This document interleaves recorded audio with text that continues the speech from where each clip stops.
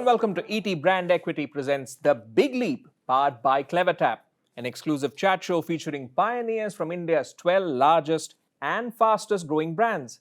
I'm your host Gautam Srinivasan, and during these conversations, we will bring you an inside look into the growth stories and success mantras of businesses that have taken a big leap, and understand the nuts and bolts of how they identified gaps in the market and created solutions which transformed consumer behavior. Well, the digital payments ecosystem has grown rapidly in India, and that's an understatement, making it the third largest fintech ecosystem in the world, attracting the highest investments in the last 4 years. With over 131 million registered users and 4.1 million merchants, Mobikwik has emerged as a key player in this space. So, do you want to know more about their secret to success? Then log into this wide-ranging conversation with Bipin Preet Singh, co-founder, MD and CEO of Mobikwik Group, and Mukul Saxena, CEO of Financial Services and ZachPay at Mobikwik.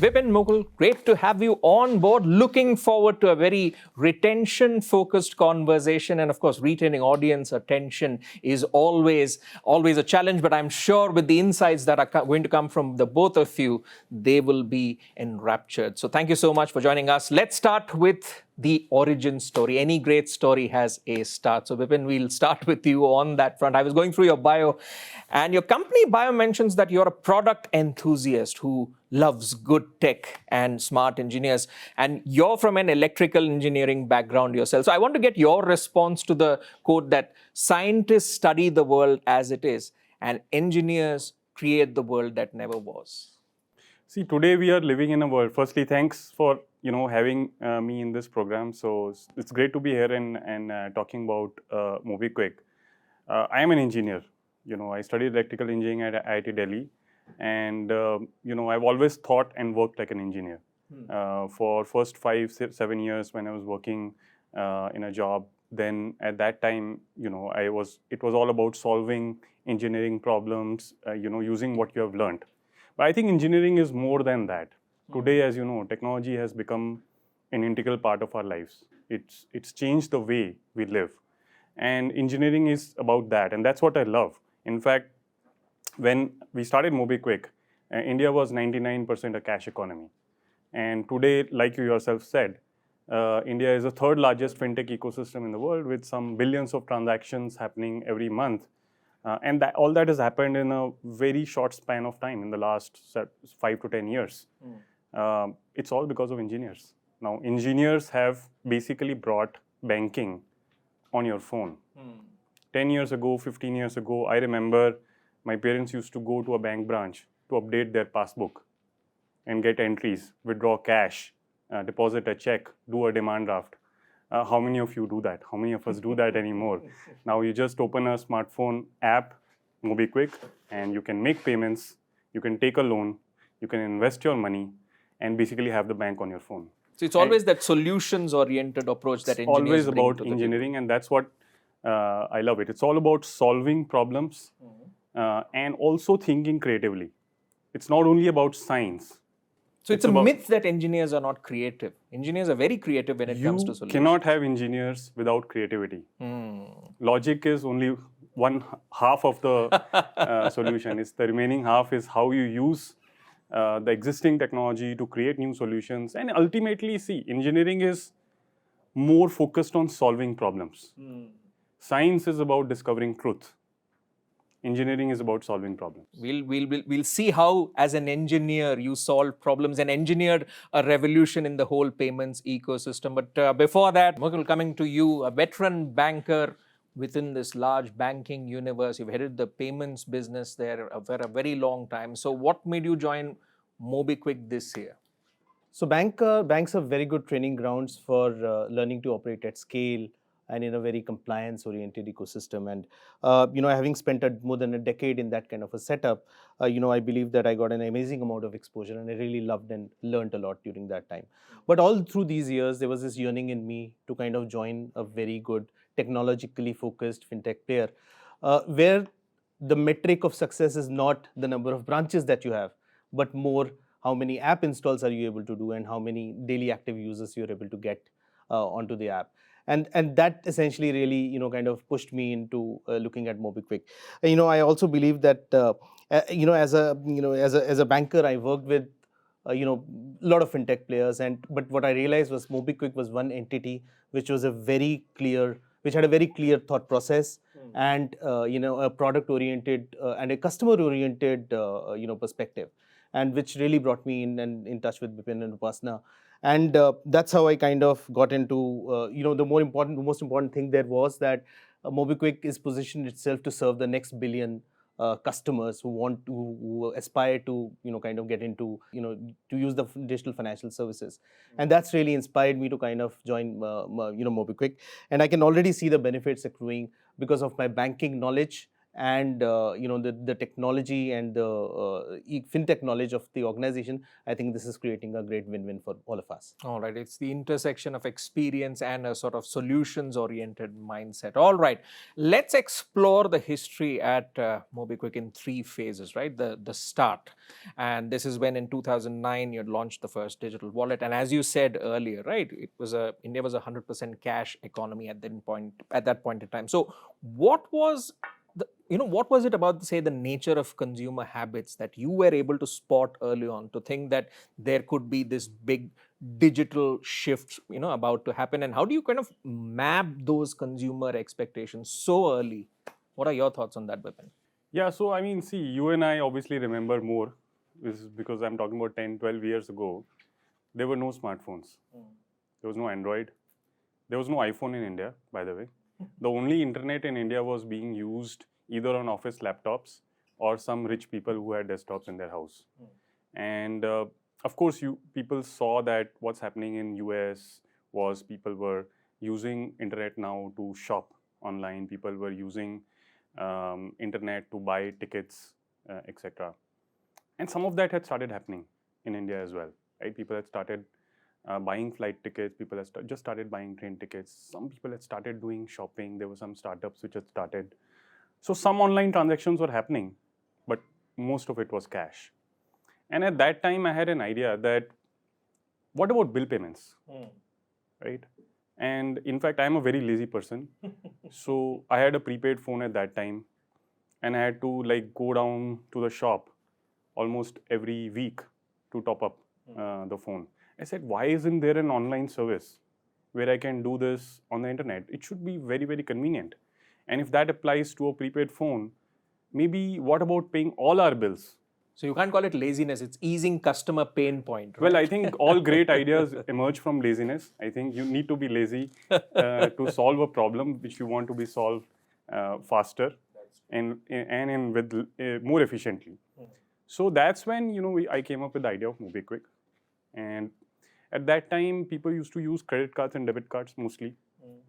So paying with a card for such small value transactions was not very convenient because it had multiple steps, it would fail, etc. And that's how I thought that maybe there should be a digital wallet. You can put the money in the wallet and you can then use the money to pay bills for yourself, but also for your mom, for your sister, for your husband, for your wife. So it could become like a family wallet. And again, this was just a hypothesis. And we created a website, we made the wallet, we made it live. And on the first day, we had transactions. And that gave me a kick. I said, boss, something is happening. People are actually trusting us with their money on first day. And within 1 week, hundreds of people were doing transactions every day. And now, so we decided that, okay, this is something which is working. Now, what is working? And the insight now, it has taken me a few years to come to that conclusion, is that basically it was all about transactions. If people, it was about making it easier, but it was also about customer trust. Because money is so sensitive that you don't want to lose even a single rupee. If I ask you, are you okay to lose a single rupee? You're okay to give up a gain of 100 rupees, but you don't want to lose a single rupee. So trust is paramount when it comes to money and to online transactions in general. So the fact that people could see money being in action in real time and getting the service delivered in real time on their phones, on their bills, I think that was a great aha moment for the customers, and I think that has something that has actually stuck around with us since we started this business. It's sort of a magical moment for the customer when they look at it as an experiment first. They try it out and then they see, oh, this actually works and it's effective. All right, let's take that forward on to the next phase, Bipin, because Mobikwik largely remained a bill aggregation platform till the time, say, ZagPay was introduced in 2012, and of course the broader mobile app that was launched around 2013. So in the second phase, you were focused on making online payments easier. So in that process, I wanted to understand, how did some of your earliest customer conversations happen? How did they shape your thinking and especially make you a very resilient player? Because great companies always listen to their customers, get the insight from that conversation, which in turn makes them stronger even when times are uncertain. So take us through some of those earliest customer conversations. See, Mobikwik has been very lucky to be born in an era where fintech and digital economy has grown manifold over the last 10 years. And all we have done is ensured that we listen to customer needs, which are evolving day by day, week by week, year by year, and stay ahead of the curve. So, like I said, the first use case on Mobikwik was very simple. It was a digital wallet where you could deposit money and you could use it to not just pay bills. It was basically about just topping up your phone. Then we said that at the same time, satellite TV came to India, if you remember, instead of cable. And that was prepaid. So you had to pay upfront in order to watch TV. So we brought that use case within the wallet. Then we brought electricity bills, all the billers. Once that was done, and around, I think, 2012, e-commerce started taking off. People started doing online transactions, shopping online, ordering a pizza online, buying tickets online. I said, if people want to use Mobikwik for that, why can't we provide that service? So we went about integrating Mobikwik with all the online merchants, leading online merchants at that time. In fact, we were the first wallet to do that. And then once that was done, we said, if Mobikwik is serving people for paying bills and for online transactions, why can't it help you when you go to a store? So we then started tying up with all the leading supermarkets, grocery stores, pharmacies, petrol pumps, and you could scan a QR code or integrate in the POS and give an OTP and do a transaction. So it's all been about observation and insights by talking to the customer. And only a small set of users who are basically early adopters, we call them beta users, right? People who you give the advanced version of the app to use. They would give you very interesting and feedback. And if you listen to that, you can actually know where the future is. Absolutely. They're invested in the app, so to say, and invested in its growth and their growth itself. So obviously the feedback that comes from them, and sometimes it could be very frank, but that at the end of the day adds value, because that's what millions of other customers are thinking as well. All right, let's move on to the third phase, and Mukul, I'll bring you in for this, because this is about the post demonetization and UPI era, where Mobikwik kind of branched out into a lot of financial services play happening, mutual funds, insurance. So today, Mobikwik has positioned itself rather as one of the largest digital credit companies in the world with Mobikwik Zip, and the eventual goal is being a digital credit company for the next 100 million users. So I want to understand from you, payments attract, but services retain. So in that context, how did Mobikwik's strategies evolve during these pivots? We've gone through, say, 2 stages. This is the third stage. So take us through how strategies themselves evolved during these changes. I think if you look largely, Mobikwik, is a customer acquisition powerhouse. I mean, it attracts millions of customers, and they come across and basically use the services for starting from the basic services like utility bill payments, recharges, like Bipin said. But at the end, a moat only gets created when there is a further deepening of relationship.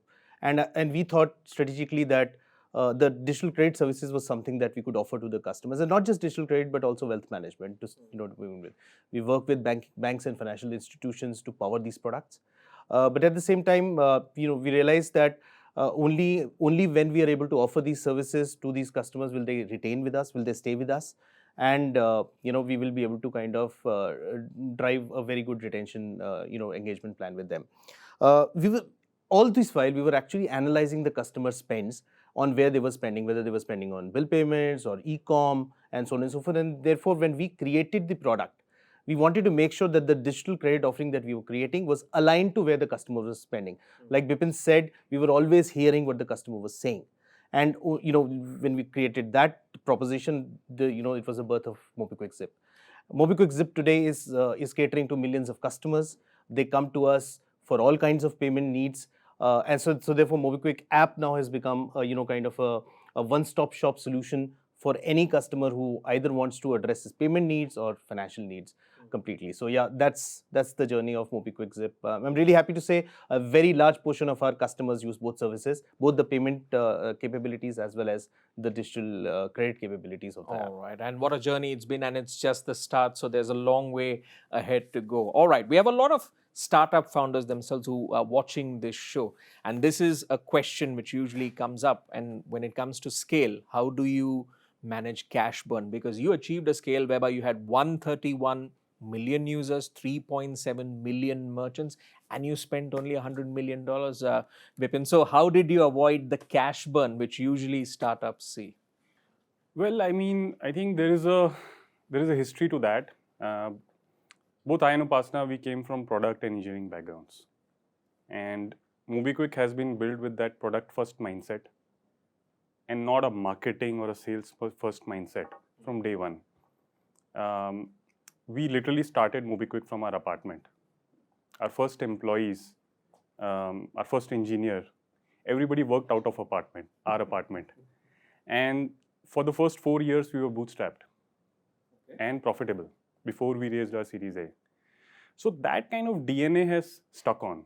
So of course, we raised money since then, and we expanded our network, we evolved our business, first in payments, and then in digital credit, and now in investments as well. And I think that has happened because we always believed that if the market is big enough, that if you build a new product, and if you're the first to market, we were the first digital wallet. We were the first wallet or the payments company to launch a digital credit product. And today we are the first digital payments company to actually have a great alternative investment product. Then you can capture the imagination of the first movers, the early adopters. And that's what helps you spread the product and the brand amongst millions of customers. And then you don't need to spend so much money just doing a lot of ads. I mean, of course, building a brand is critical, and it's important for the long-term sustenance of the company.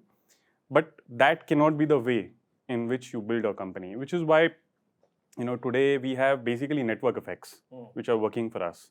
We have customers who trust us, we have merchants who trust us, we have banks and financial institutions who trust us.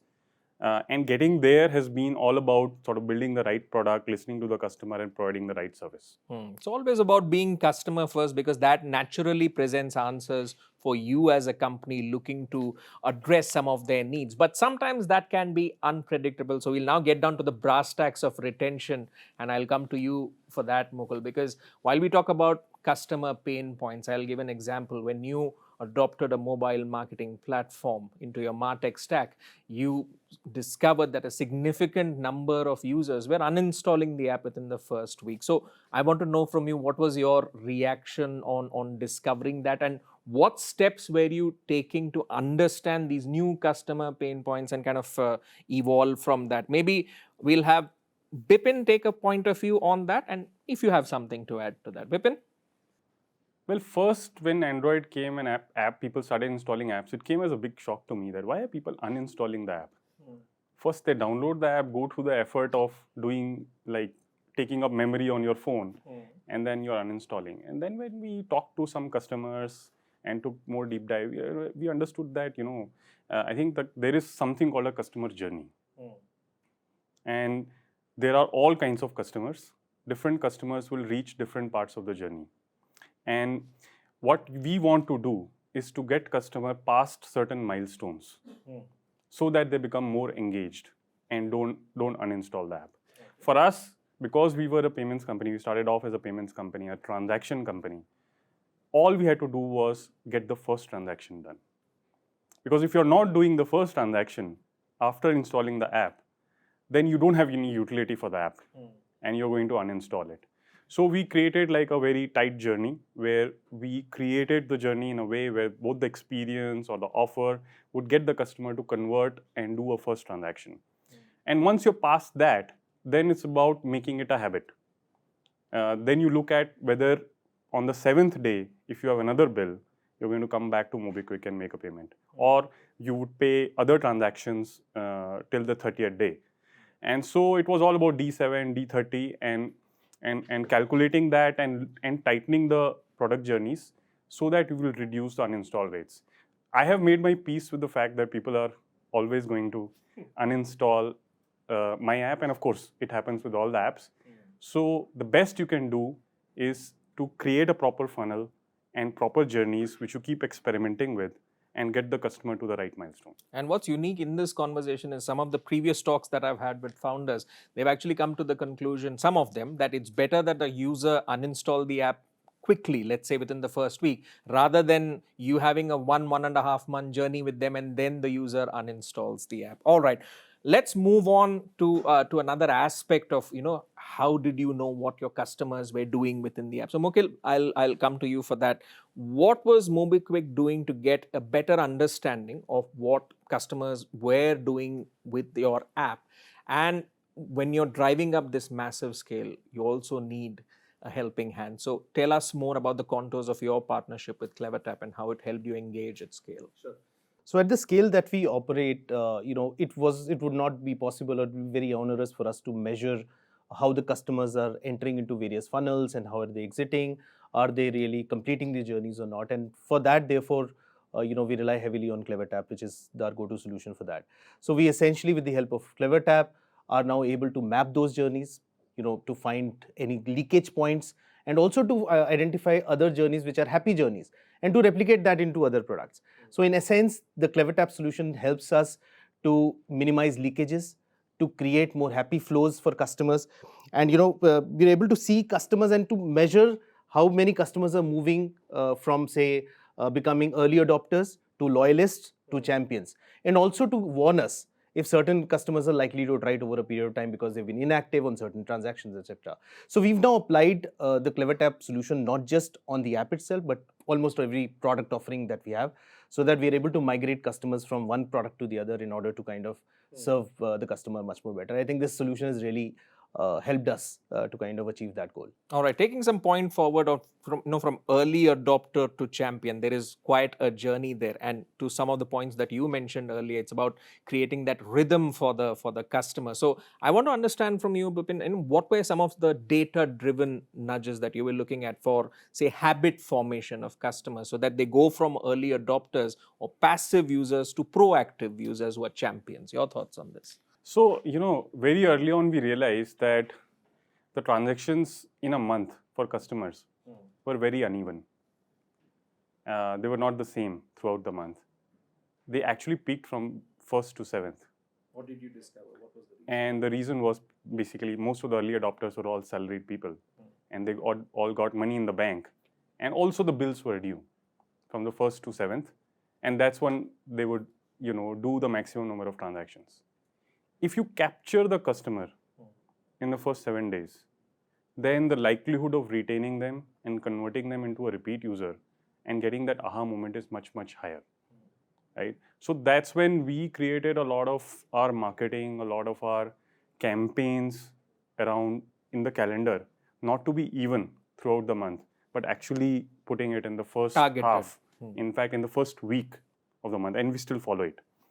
Similar things, whenever there is a festival, right? People would want to call up other people, congratulate them. That's when they would need data, they would need SMS. So they would come on Mobikwik. Again, being prepared just before a festival with the right stimulation, and of course you have to handle the scale as well with the right infrastructure, was very, very critical. This was another insight. So now we have a yearly calendar where we actually plan for each and every festival when we expect a traffic. Similarly, we have so many partners who are merchants, right? They sell other products and services. We are a payment partner, or we are a credit partner. So we align with them in their marketing campaign, in their marketing calendar, because when their sales peak is when our transactions peak as well. It's a win-win for both sides. So whether it's Independence Day, whether it is Republic Day sale, whether it is Holi, whether it is Diwali, actually, like, there's all kinds of campaigns happening. So we try to align with them.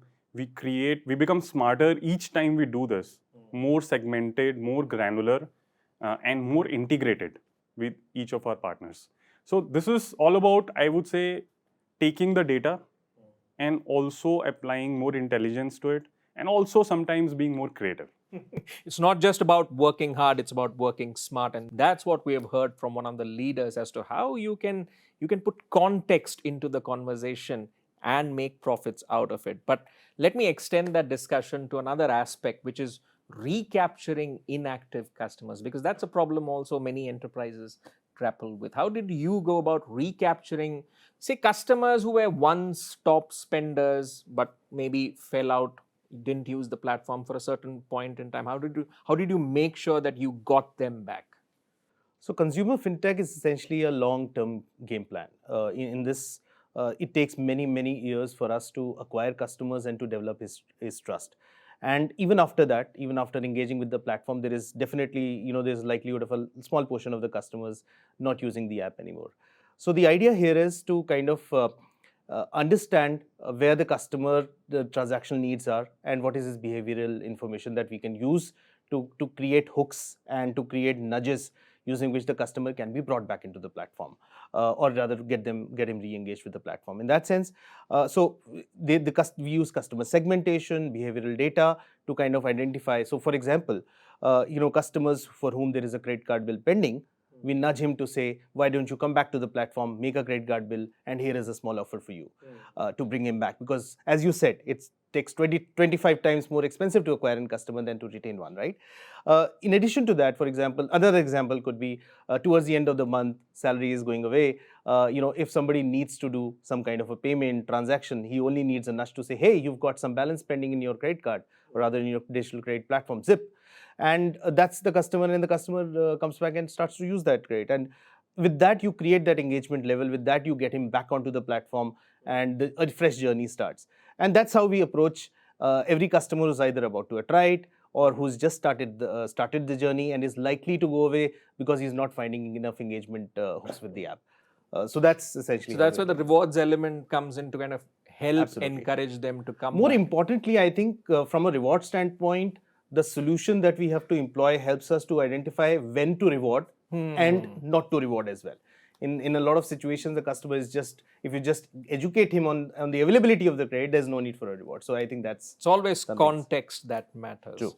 All right. In this journey, Bipin, where so many features are added, I want to understand from, say, a base user perspective, how is Mobikwik pushing the envelope in terms of adding new features, updating new functionality, but at the same time maintaining certain essential elements core to the brand, which is core to the experience? How do you maintain that balance? Yeah, so very valid question. Actually, as we evolve more and more, we are offering more and more products. And in banking, you have, of course, payments, you have credit, you have different flavor of credit products, and now we have investment products, different flavor of investment products. So actually, the first thing to do is to be simple. And it's the hardest thing to do. And offering the right customer the right product at the right time is actually the key. And knowing why the customer is coming to your app for the first time and keeping that journey very, very simple is the core of what we have continued to do over the last 10 years, right? Capturing those high frequency use cases, those transactions which are repeat in nature, and ensuring that customer understands that, using the right experience, right iconography, right colors. That is extremely important, because we are talking about customers not just like you and me. We are talking about now people who are living in tier 2, tier 3 towns, even villages. who are downloading Mobikwik app, right? And they are starting to use it. And so we have to speak their language and get them in first before bombarding them with complex products, which have journeys which are much more complex. This is one part. And second thing is obviously trust, right? Trust is a core part of any fintech user experience. Cannot break that trust under any circumstance. Because like I said, for customers, money is most sensitive subject. Nobody wants to lose money. And so keeping that trust through the transaction, at the end of a transaction, if a transaction fails, providing the right messaging, then providing the right support in case that is required, reaching out to the customer experience team through social media. I think all of that has been, again, an integral part of us being successful and getting us where we are. So in a sense, trust is your most valuable engagement resource because it takes years to build trust and only moments to let it go. So that's a key lesson to be learned for a lot of the viewers who are watching it. Always keep yourself customer first, but also think customer trust as a key tenet of your growth story. Mukul, coming to you, I want to understand the organizational structure as well. How is the organization structured itself strategically versus, say, tactically to maximize consumer engagement? And this question becomes all the more important as you look to go public. Your thoughts on this? So in a sense, if you look at the latest consumer data, it is very, very evident that majority or a very large portion of the customers who are today interacting with apps, etc., are not coming from the top metros. A very large portion of customers are coming from tier 3, 4 and rural standpoint, where the availability of formal credit infrastructure isn't really that huge. If you look at our own Zip customer base, we see that we extend credit to more than 700 cities in the country, cities and towns in the country, and therefore we realize that if we are able to kind of bring them and give them a value of delight, or offer them a delight offer, they come onto the platform and they stick around with the platform. They're not doing app shopping or going from one app to the other. So in a sense, we try to engage this customer, to acquire this customer who's not been acquired by anybody else, and kind of keep him with the platform, so that we can retain him and engage with him much more further. All right, taking the last laps for this conversation, Bipin, let me come to you. It's been a fantastic growth journey so far at Mobikwik. What's the biggest lesson that you've learned that you'd like to share with our viewers? I think the biggest lesson for us has been that if you care about customer experience and if you care about customer trust, then you can build a very large business. And for us, that has been the core of our operating tenet for the last 10 years or so. Because we are in a business which is all about money, so retaining the customer trust is extremely crucial. And that helps us with our customers, it helps us with our merchants, businesses, banks, financial institutions.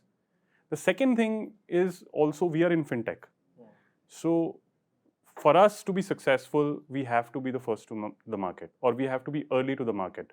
We were the first digital wallet. We were the first payments company to create a digital credit product. We are the first payments company now to create an alternative investment product. In a way, we have expanded our vision and we are thinking about bringing a bank to 1 billion phones.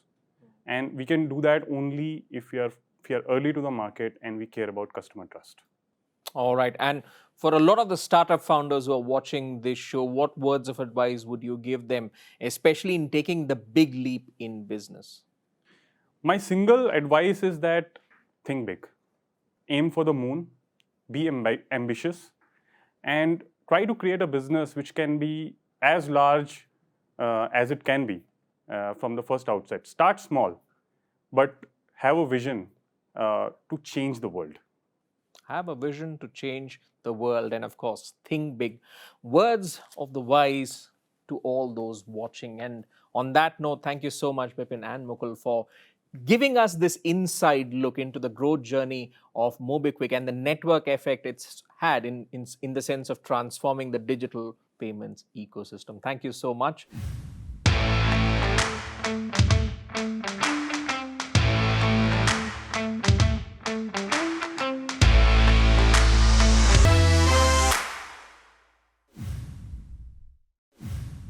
The digital payment ecosystem has grown rapidly in India. Now, as per reports, there were over 8,000 crores such transactions in FY 21-22 that clearly reflects how consumers have adopted this mode of payment. Now, given this rapid pace of digital growth, the payment sector offers a huge opportunity for players in the segment and is bound to attract strong investor interest. So let's now speak with Mathew Cyriac, Executive Chairman at Florentry Advisors, on how he sees this segment panning out and what made him decide to back Mobikwik.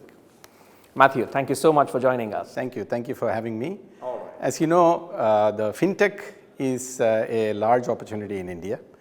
We are actually 10% of the financial products are only 10% of penetration in India, and we already is the third largest fintech market. So let's start on that, Matthew. You invested twice in Mobikwik last year, with the second transaction priced at almost double than the first one. So I want to first know from you, was it a strategic move or a tactical move on your part?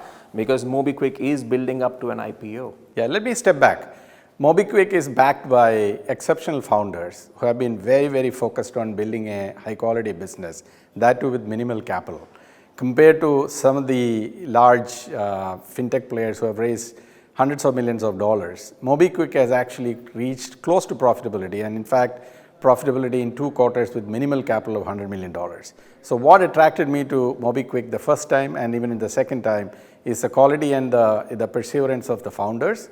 They are focused on engineering and products, and obviously their capital efficiency. So the first opportunity was an easy one. The second one came around the time when they were about to go public, and they had made significant progress, and I could really see that progress in front of my eyes. Obviously, looking back, that was a slightly higher valuation, but I am in it for the long term, and this is a team that will deliver over a long term. If you look at it, they are one of the few companies in the startup space where the founders own 1/3 of the company. Unlike in many cases, founders are reduced to single-digit ownerships. So I am with Bipin and Upasana in building a great company longer term. All right, Matthew. Speaking of the path to profits, let's expand on that, because I want to know from you what makes the Mobikwik investment story unique for you in the context of, say, the founders, the team, and the business model, whereby Mobikwik is expecting to be fully profitable by FY24, which is kind of rare in its competitive ecosystem. Yeah, I think 2 things. First of all, as I said, they are very focused on engineering and products, and because of that, they run a very, very efficient business. And the second thing is they have been very good at acquiring customers at a very low CAC. And your ability to and they have built a large customer base of over 130 million customers, and they have been very effective in accessing those customers, not only for their core payment business, but also for their digital lending business. Over a period of time, we expect that both the payment business and digital lending business will contribute to 50% each of the revenue. But unlike many other payment businesses, because they don't focus on the person-to-person payments, it's a high margin, particularly compared to the competitors in the country. So this capital efficiency, low CAC, ability to cross-sell the products makes them much more efficient, and that's what their path to profitability is predicated on. All right, Matthew, we are on the world's first retention chat show, so I want to get your viewpoint on that, on retention, especially when we look at Mobikwik's evolution from, say, a wallet platform to a broader financial services play, which includes lending and selling mutual funds and insurance, to its eventual goal of becoming a fintech company, a broader fintech company. How do you see this evolution effectively helping Mobikwik to retain customers? I think the customers are all looking for great value. I think that's a fundamental point. I think Mobikwik, because of their ability to understand and come with products that makes actual sense for the customers at a price that makes sense, is what they are very good at doing. I think their stickiness, although Mobikwik is probably not the biggest, but their stickiness, the customer stickiness is very high, and the multiple transactions that the customer does in addition to payment is what will drive the stickiness. As of now, that has primarily been in day-to-day payments, digital transactions, and digital lending. But over a period of time, we plan to drive the insurance and other financial products. And I think the biggest differentiator that I have seen with Mobikwik, They really spend a lot of time understanding and listening to the customers and coming with products they like. As you know, they were the first digital wallet in the country. They were the first, their Zip loan was the BNPL, the first BNPL product in the country when people didn't even know about BNPL. BNPL hadn't become this fashionable. So the idea was to kind of how do we help the day-to-day payments being financed was the original digital lending concept. Unlike many of the other, or rather multitude of fintech firms who's trying to kind of finance discretionary spend of the customers for which they wouldn't have actually planned. These are day-to-day, life payments that people make. So I think they have been very, very focused on the day-to-day needs of the customer and have been, able to anticipate the customer or consumer sentiments and come up with the right products. That's what is driving their attention. That's true. They're always ahead of the curve. Yes. And also, as you mentioned, the focus on customer needs. Now, keeping that in context, Mathew, what are going to be the key value drivers for Mobikwik going forward? I think the Mobikwik as a company, the big value driver would be to actually evolve as a public company over a period of time. I think once they have, as I said, they have demonstrated profitability 2 quarters in a row. And I think they run a ship that is actually quite evolved from a governance, and it's already run as a public company. As I explained earlier, on the consumer side, they have very well thought out roadmap in terms of new product introduction and ability to leverage their, kind of cross-sell, etc. So I think combining the financial performance of the company along with the governance and, kind of the path to a public company would be the next big step for Mobikwik. All right, and before we let you go, Mathew, what's the next big growth opportunity for Mobikwik that you are excited about as an investor? I think, digital lending is in a very, very early stage. I would think that's a real, while it's there, but that's a real big opportunity. And unlike, as I said, unlike many other players who are just funding or financing discretionary payments, they are actually able to look at the payment track record of day-to-day payments and fund that. And I think that opportunity is significant. They are constrained to some extent by capital, but they are also a little bit careful in terms of how do we build up that business. And that business can become like, literally 10, 20 times from where it is today. And the next phase obviously is the insurance and other wealth products.